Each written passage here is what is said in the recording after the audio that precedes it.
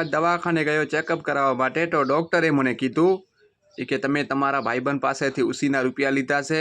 મેં કીધું હા. તો એ કે તમારી તબિયત સારી છે, નિયત સારી નથી, પૈસા આપી દો.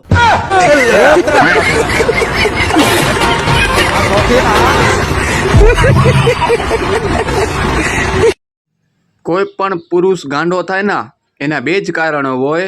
કાં તો એને પીધી હોય ભાંગ, અથવા કોઈ સ્ત્રીના કપારમાં ભરી હોય માંગ. અને જિંદગીમાં કર્મ કરતો રહેવાનું.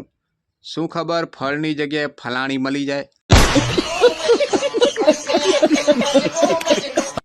સલમાન ખાન દારૂ પીધેલ હતો કે નહીં એ સાબિત કરવામાં 13 વર્ષ કોર્ટને નીકળી ગયા હતા.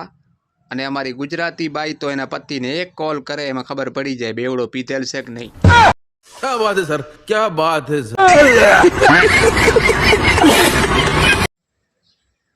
મિત્રો, મારે કચ્છમાંથી નીકળી અને ગુજરાતમાં રહેવા જવું હતું. પછી વિચાર કર્યું કે ભારતમાં મોટામાં મોટો જિલ્લો અત્યારે કચ્છ છે. જો આમાંથી નીકળીને બારે ગુજરાતમાં જઈશ તો કચ્છ નાનું થઈ જશે. તો मतलब वो अलग ही लेवल का बंदा था.